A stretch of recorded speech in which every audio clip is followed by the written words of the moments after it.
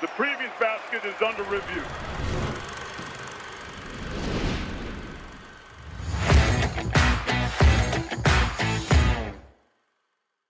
Welcome in to another episode of Weekend Under Review, reviewing the first weekend of regular season college basketball, the 2025-2026 season. That is Matthew Winick. I am Brian Rauf, here to take you through what happened, try and parse through what it means. Before we do so, I have to make sure that you subscribe to the Basket Under Review Discord. You get access to all of our paywall content at basketunderreview.com. Also get you access to the Discord, which features Shirley Donovan's insights and intel.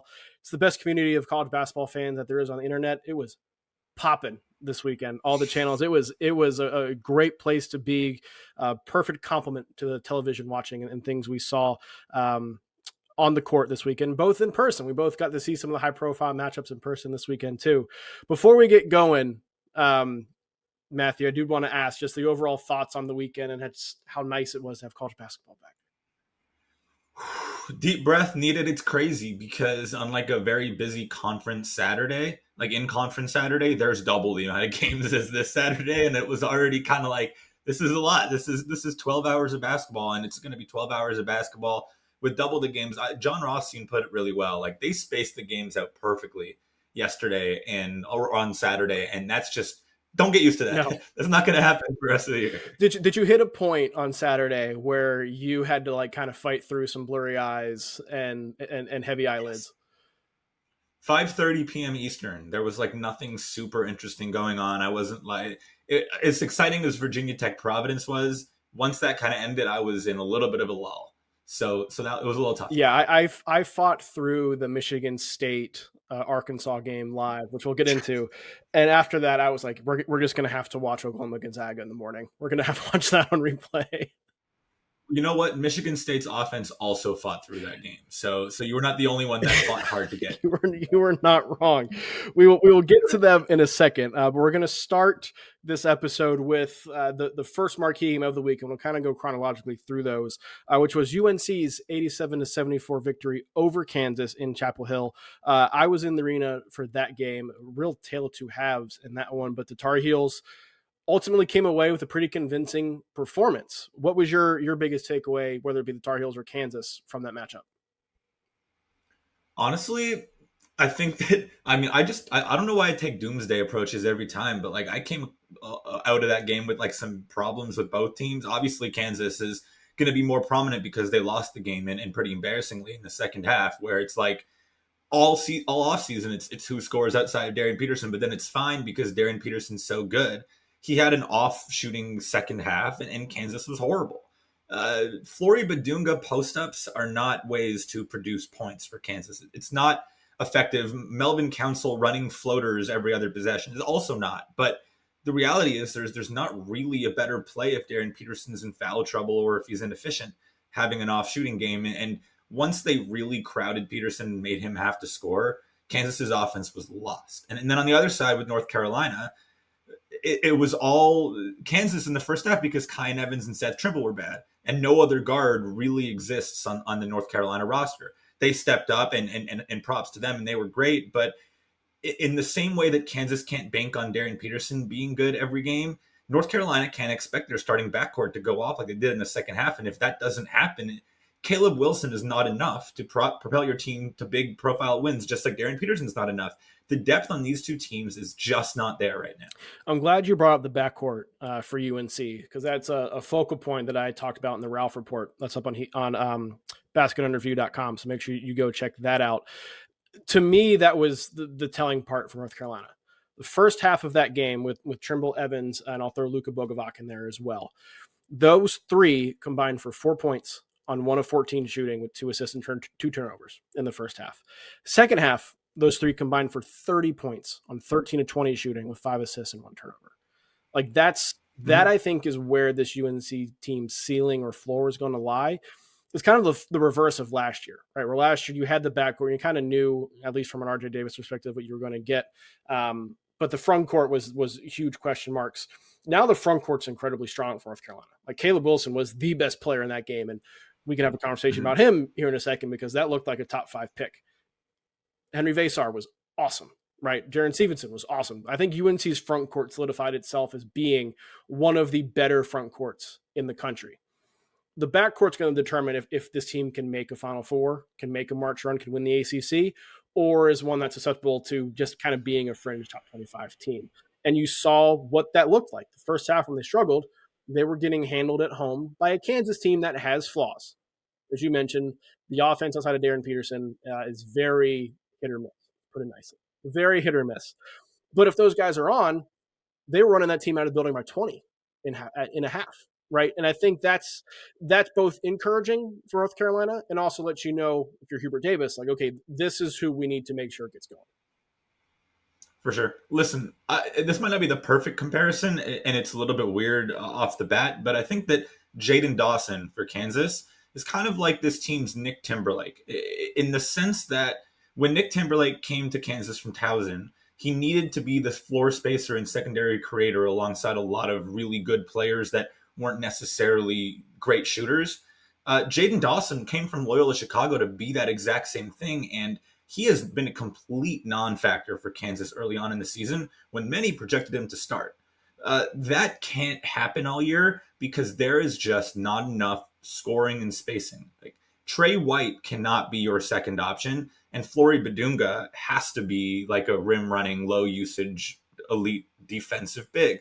Everyone's a roll too high, and Jaden Dawson's the one that can drop them down a notch, but he's just clearly not a factor for Bill Self right now. And then on the other side, you talked about, those two guards being the X factor, the wild card. I would go as far as saying it's just Kyan Evans, because Seth Trimble's been around the block. You know what he is. His athleticism is going to make an impact in the game in some capacity. If Kyan Evans is hitting shots, there's a ceiling to this North Carolina team that a lot of teams in the country do not have. Evans looked a little gun shy in the first half. Like, he looked, I don't want to use the word scared, but he looked a little bit of deer in headlights. He turned down a couple wide open shots, which that's one of his strengths, right? Is his perimeter shooting. You didn't expect to see that. He came out much more aggressive in the second half, and Hubert Davis actually praised that after the game. He pointed to Evans individually and said, we don't win this game unless he plays the way he did in the second half. Thoughts on Caleb Wilson before we move on here, because this was also something of a coming out party for him. I mean, he's been phenomenal going back to the start of the exhibition season. I don't think he scored less than 20 in any game that he's played for the Tar Heels, but doing this against a team like Kansas where he outshone Darren Peterson, I think was a pretty big statement from him. Yeah, I don't want to overreact, but there's a world in which Caleb Wilson is in the same mold and perhaps better than Cameron Boozer. They're different players, but they're both the power forward on blue blood teams, and they're both more than just a big guy. When they have the ball in their hands, they're making plays, offensive, defensive playmakers. Plays end because of them, whether it's a finish, whether it's a pass, whether it's a steal, whether it's a rebound. They're always involved. They're energetic. They want to win. They make winning plays. And there's a lot of similarities between those two. Quite honestly, we're not talking about them necessarily in the same light. Obviously, Caleb Wilson is getting his praise, but not to that same extent.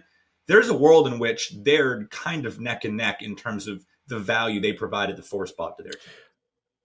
I'm local to the Triangle area, the Raleigh area. The NC State, Duke, UNC, all right here, which is one great for me, basketball watching wise. But the 4 men are Darion Williams, Cam Boozer, and Caleb Wilson on those teams. Like, having that trio all in such close location and proximity to each other, I think it's going to be fun to watch that storyline, because those might be the 3 favorites for ACC Player of the Year right now too. Mm-hmm. Yeah, the power forwards are back in college basketball. Let's get to the game that you were in attendance for, which was probably the game of the weekend. That was Alabama's 103-96 victory over St. John's at the Garden. It seemed like on TV that the Garden was having one of those Garden games where it was just electric and absurd and an incredibly fun atmosphere.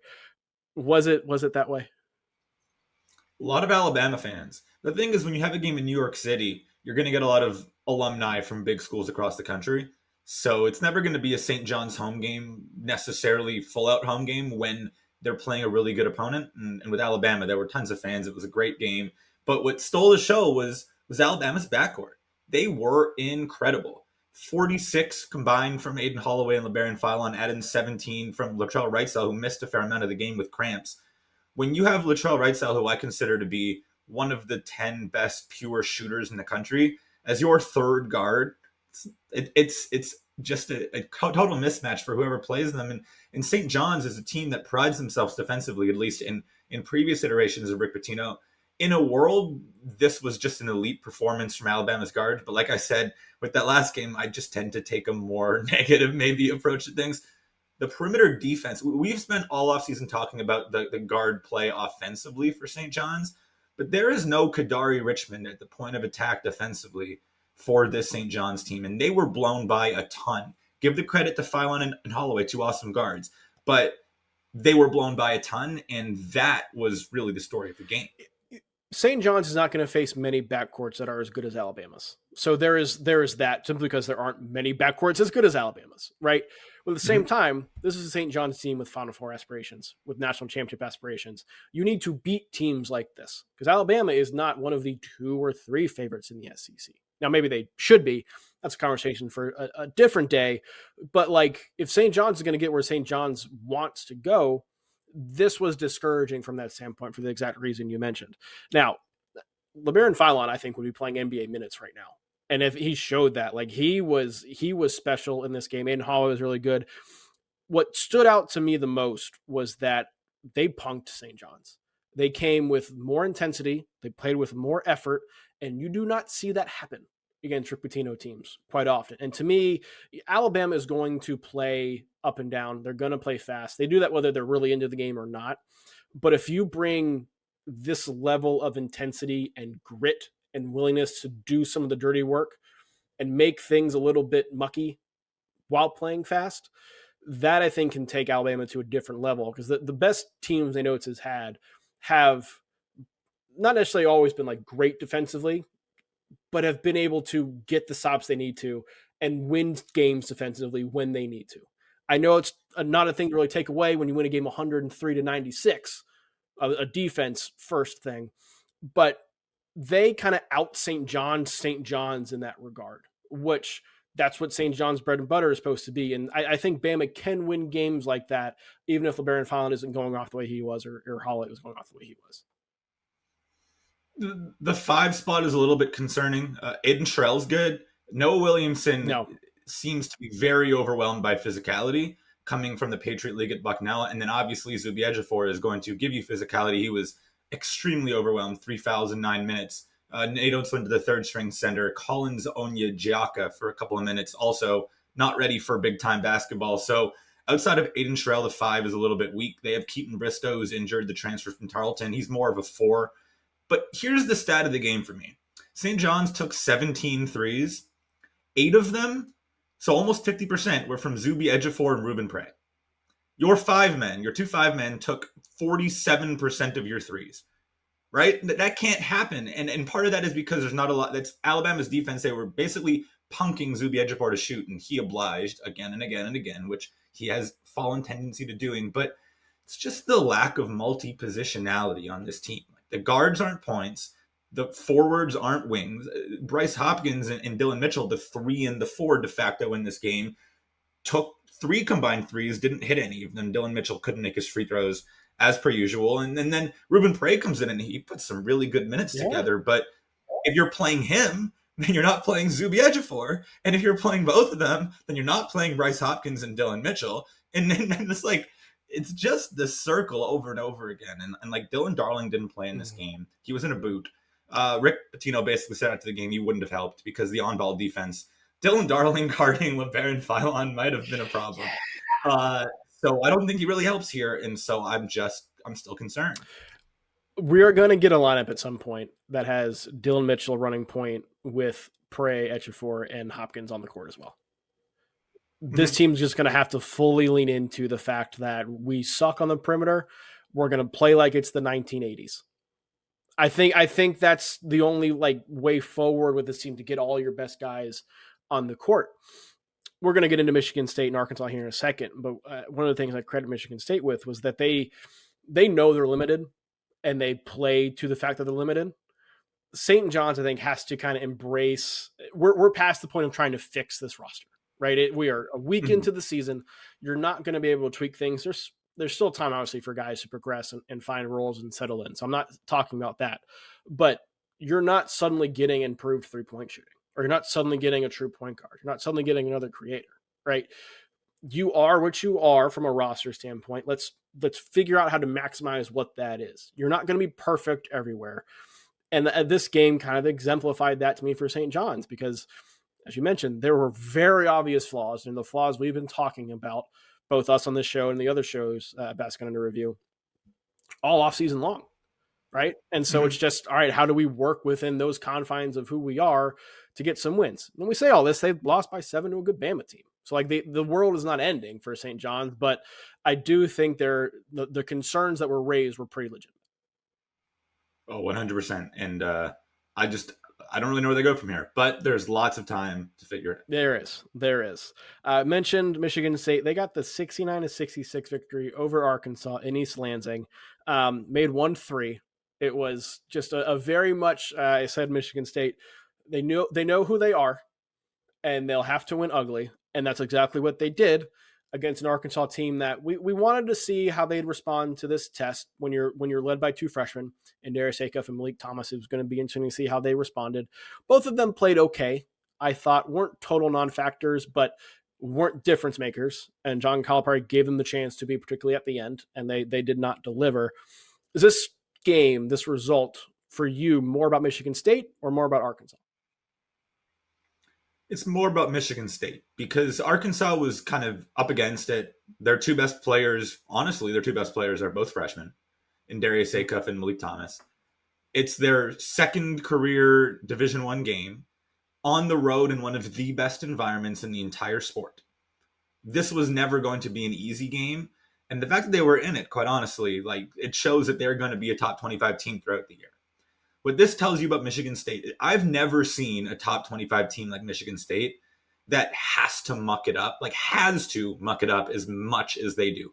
The way that they won with 1-3 and with 19 offensive rebounds, getting a board on 49% of their misses, this is just going to be how they have to play every single game. They're not going to get blown out. They're not going to blow anybody out at all. Like, their first Big Ten game last year, I think they beat Nebraska by 35. They're not going to beat anybody by 35 this year. But they have one of the best, if not the best, pure floor general in the sport in Jeremy Fears, who, when he has the ball in his hands, you feel confident that whatever happens is going to be a good play. Of course, the game comes down to the line. He draws the foul on the 3, which he would never have hit that 3 if he didn't jump. But Jackson Kohler, he's going to crash the glass extremely hard and miss 5 post hooks a game. And then Cohen Akar is going to make some ridiculous driving finish at the hoop and then miss 5 free throws. But with Tom Izzo and with this core of returners, of guys that have been there and done that, and an amazing home court, they're going to eke out some ugly ones. Michigan State's going to be like an 8 or 9 seed or 7 seed and squeak out some, like, sweat some upset in the first round, and then be in one of those marquee second round games that Saturday or Sunday, the first weekend of the NCAA tournament. And there might not be 120 total points. No, there was a spot in this game, and I'm trying to find the clip for it so I can put it in the Rauf report, which, again, read that at basketballunderreview.com. They were winning by a couple points, and then Arkansas had started to put some stuff together. There was about 7:15 left on the clock. They had a full 30-second possession using the shot clock. Nothing happened. They shoot some prayer, misses, but it goes high in the air. So Cohen Carr comes to the skies over everybody, grabs it, kicks it out. The ball goes back to him. He drives into the lane, like, contorts his body in a way that very few people can do. He gets fouled and goes and shoots 2 free throws. It was an empty possession. Arkansas won the possession. Arkansas won the offensive rebound half possession. The result was 45 seconds got taken off the clock, and Michigan State was shooting 2 free throws. Like, that was the perfect example of how Tom Izzo and this team have to, like, drag you down into it, but they will drag you down into it, and you have to beat them playing disgusting basketball. Michigan State will have to drag you down into it, but there is not a core 4 better than Jeremy Fears, Cohen Carr, Carson Cooper, and Jackson Kohler at dragging you down. Like, no. He has that 4 are the exact 4 guys in the country you want dragging you down into a rock fight, because, man, those are 4 people I want in a close game down the stretch. Yep. They also know who they are too. They know who they are, and they play to that. A lot of other games this weekend, obviously. So I'll kind of open up the floor to you, Matthew. What other things did you see from around the country that stood out to you? My main takeaway is I have one question, and I want you to answer this because I don't have the answer. Yep. Who is the best team in the country? Every team has done something to make me be like, they're not that good. Whether it's Purdue struggling with Oakland, which I could have seen coming given Oakland's zone and Purdue being without TKR and being pick and roll heavy. Houston can't put the ball in the basket. Kentucky has gone through long scoring stretch droughts against Nichols. Illinois looks like a wagon. They haven't played anybody yet. They played Florida Gulf Coast and Jackson State. Florida with the loss. Arizona with a lot of freshmen. Duke with a lot of freshmen. Gonzaga can't shoot. Maybe it's Michigan, but they can't shoot. Louisville can only hit three. I'm just going down the list here. Tennessee only has two. Texas Tech has no bench. Yep. Who's the best team in the? I have no idea. I think it's UConn. Now, we have not seen UConn play anybody, right? But I think it's UConn. They were my preseason number one. They were my preseason national title pick, so I'm a little bit biased in that. And they will play somebody here soon enough. But the thing seemed pretty open for sure. There's a lot of teams who are playing high-level basketball. There's nobody who's playing perfect basketball. Not even close. But there's a lot of teams who are playing high-level basketball. One of them was Indiana. And that stood out to me because we had talked about Indiana Marquette as being a game where it's a measuring stick game for both. We don't know what to expect to Marquette because you have all these returners, which is great, but none of them jump off the page at you. Indiana is a mid-major plus all-star team, essentially playing a fun daring degree system, what that looks like. They won that game by 23. I think the final was 100-77. I think that bodes well for the Hoosiers, obviously. I don't know if they are, a top 20 team. I'll probably have them ranked in my top 25. I don't know where that puts them in the Big Ten, but I think you're optimistic if you're an Indiana fan of like, we made the right hire. This seems like it's going to work. At the very least, it's going to be fun. The offense is pretty. They run some pretty offense. And I think a lot of people, and myself included, kind of forgot about how incredible Tucker DeVries is. He's an awesome basketball player. And of course, he only was limited to 8 games last year, but he was shooting 47% from 3 in those games. West Virginia was looking real good before he got hurt. And the thing with this offense, it's just so pretty because Tatum Conaway and Connor Enright are 2 awesome ball movers.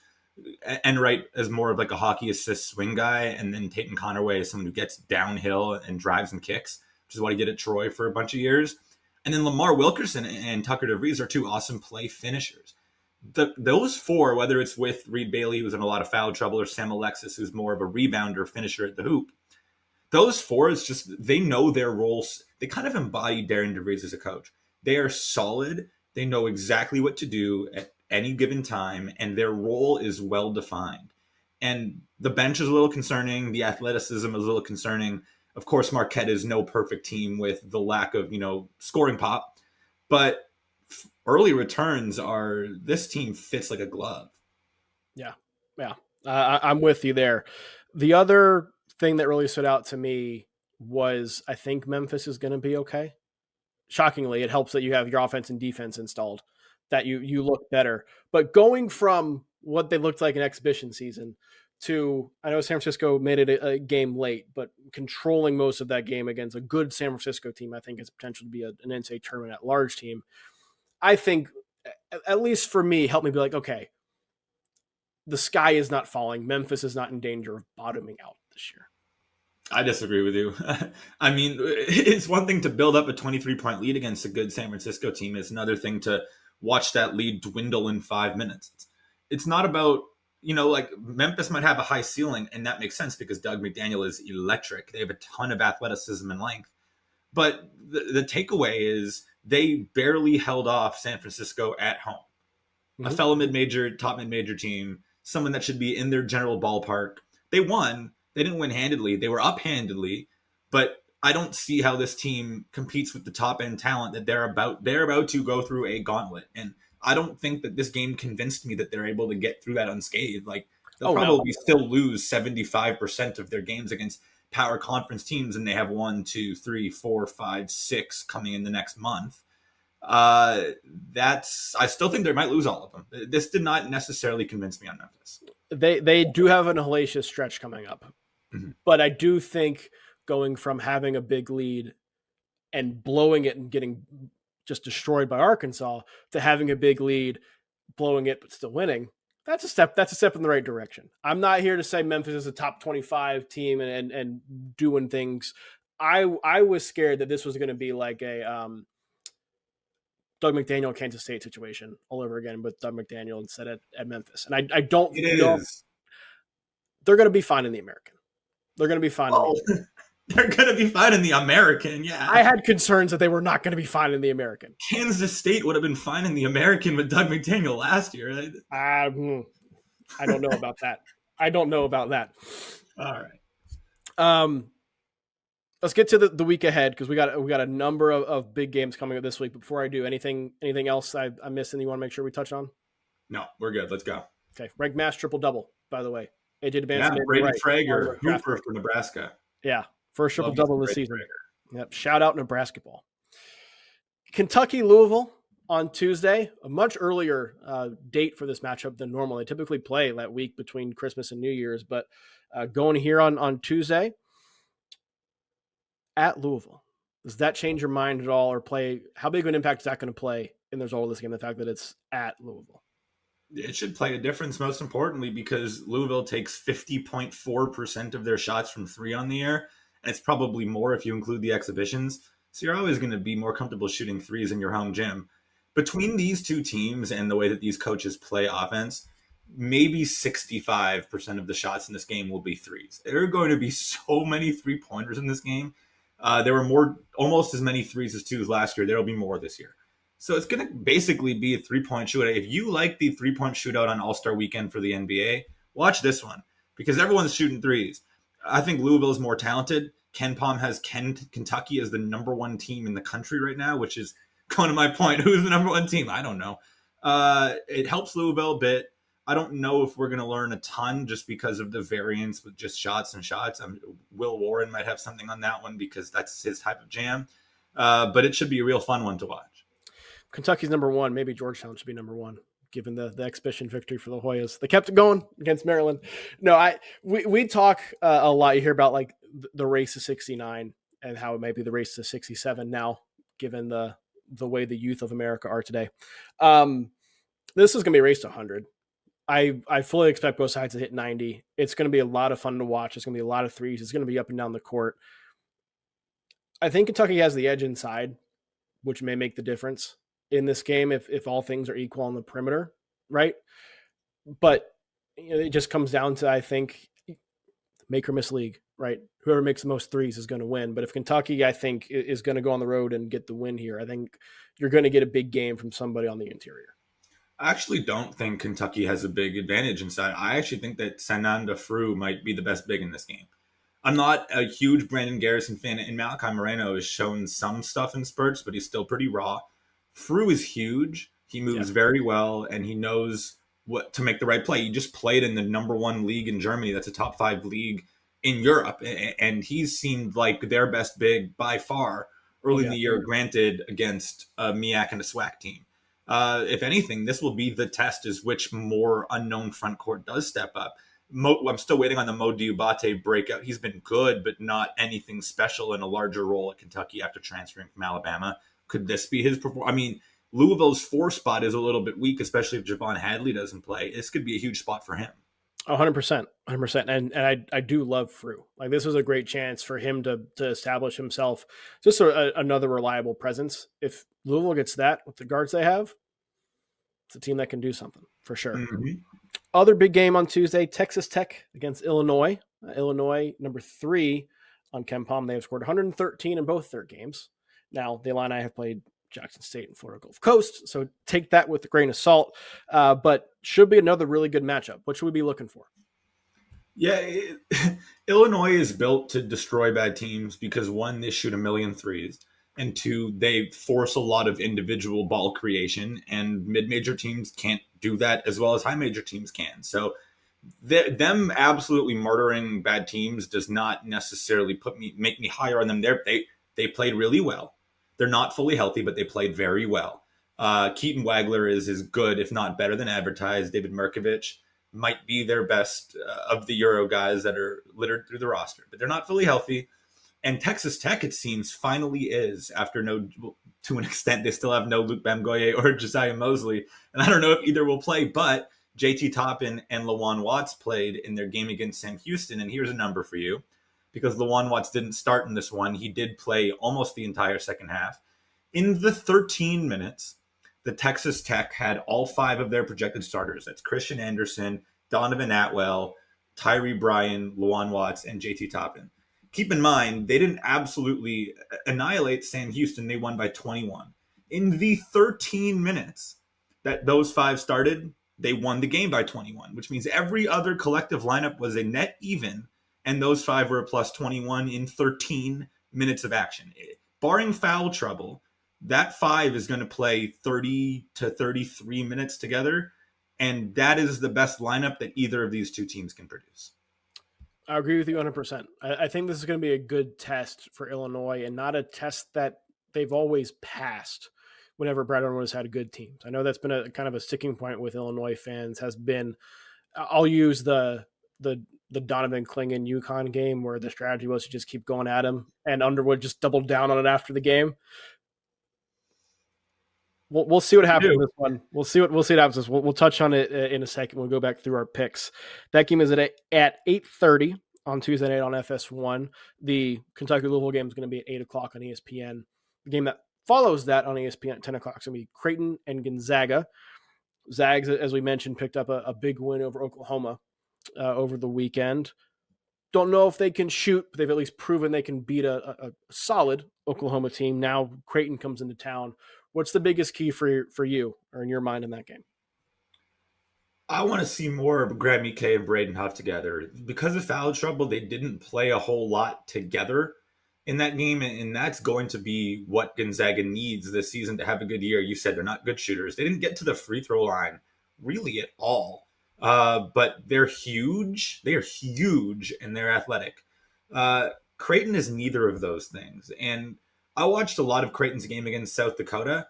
South Dakota kept up with them for a fair amount of this contest, and they only won by 16 in that one. Creighton, I don't think Creighton has the guy.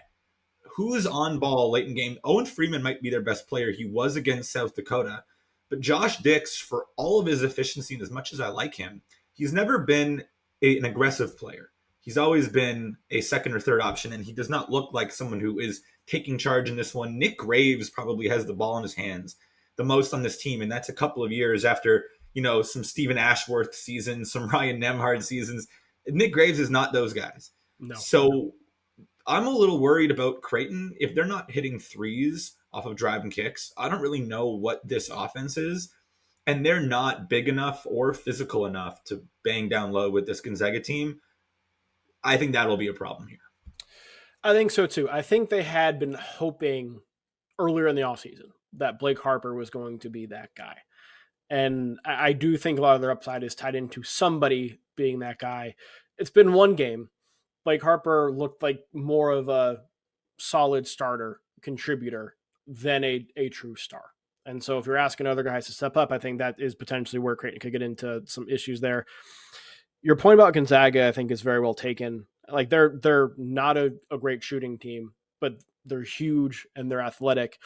And that means a lot in Mark Few's system.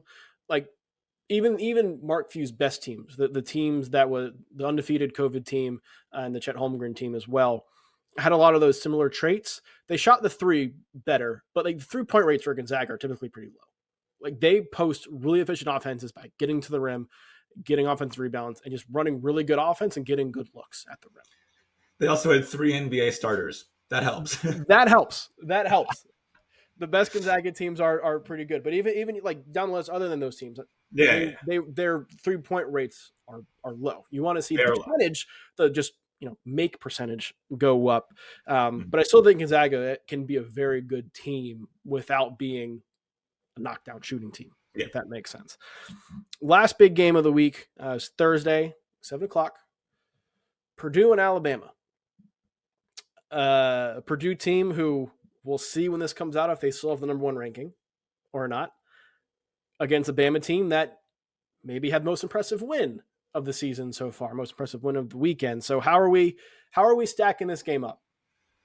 Purdue will still be number one because it's the AP poll, so they'll still be number one. It should be interesting because Alabama's defense is made for a pick and roll pairing like Braden Smith and TKR to have a good game.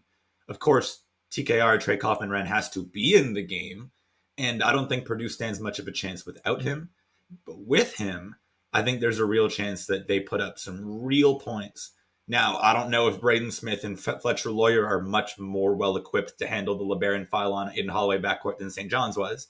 It could be fireworks in this one, a lot of points, and it's just going to come down to personnel. If Alabama gets Keaton Bristow back, that'll help a lot, and if Purdue gets Trey Kaufman-Renn back, they should probably win this game. Yeah, I am very interested to see who controls the tempo in this game. I think this game entirely comes down to tempo. If Bama is able to push the pace and run, Purdue's not going to be able to play two bigs for more than like little spurts at a time, which immediately makes them, I would say, less good because you have less of your good players on the court, right? Yeah. Now, if Purdue is able to slow it down and get it more at not a methodical pace, because Purdue is not like for Tony Bennett's Virginia. But if they are able to make it a little bit more of a half-court game, you can use those two bigs a little bit more. You can expose some of the defensive things that are an issue, or potential issue at least with Alabama there. So to me, it just comes down to how many possessions are in this game.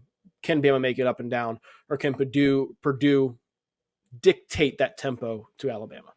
It's a good point. Last year they played and there were 68 possessions. That was the second slowest game Alabama played the entire season. Yeah, I would expect a similar game plan from Matt Painter in this one. I think if you're Nate Oates, you just saw how tough your team can be in that St. John's game. You're asking them to do the exact same thing in this one. We'll see if they can. Again, we're reacting off of a small sample size here, so we don't really know who these teams are. But Bama, I think, is more of a track record, given we also just saw Purdue be in a dogfight with Oakland. Let's pick some of these games here. Last week, we're 2 and 3 weeks for both of us. We tried to divvy up our selections and ended up with the same record. I am 5-4 on the year. You are 4-5. So we are both just finding our footing, right? That's what we're doing. We're picking the good games where they're kind of coin flips. Let's just make that clear. It's true. It's true. You are 100% right here. We'll go back to the top. Kentucky, Louisville. Who do you think has the edge? I'm going Louisville here. I'm going to go Kentucky. Okay. I'm going to go Kentucky. I trust their guards more than I trust Louisville's at this point. Not that Louisville can't win. I think we're looking at like a 51-49 thing here, percentage-wise, not game. Maybe the first half is 51-49. Maybe the first half is 51-49, but we're looking at like a 51% Kentucky, 49% Louisville. I think it's pretty even there. Texas Tech and Illinois. I'm going to go with Texas Tech. I'm going to go Texas Tech as well. Just at this point, I trust them more than I trust Illinois. Mm-hmm. Creighton or Gonzaga? Gonzaga. It's going to be a blowout, in my opinion. Yep. Purdue, Bama. Can I say Purdue if Trey Kaufman-Renn plays and Alabama if he doesn't? Is that fair game? 100%. Okay. Absolutely. That's the answer. I'm going to go Bama no matter what. Mm-hmm. Might even see what things look like at a Bama minus 9.5 alt line and see what that looks like. I don't know if this is going to be close. Don't forget that Alabama does not really have a front court. They do not. But don't forget your perspective on Alabama is because they played St. John's. 100%. I was just about to say my mind is a little bit warped based on what we just saw. But I've had questions about Purdue in the offseason. Yeah. And not that they're not good, but like Kentucky beat them by double digits. Again, an exhibition game, but a Kentucky team down to 2 starters, right? I think Bama can do some of that. But again, it's going to come down to tempo. We'll see how that plays out. See how the other big games play out. And there's lots of other good games too. Like first week was just Monday, Tuesday, nothing. Wednesday, Thursday. That sucked. This week is not like that at all. We got a lot of good games every night throughout the week. Can't wait for that. We'll be back on Friday to recap all the biggest games and the biggest happenings from the week. Look ahead to yet another exciting weekend of college hoops action. Matthew Winick, I'm Brian Rauf. I'll talk to you then.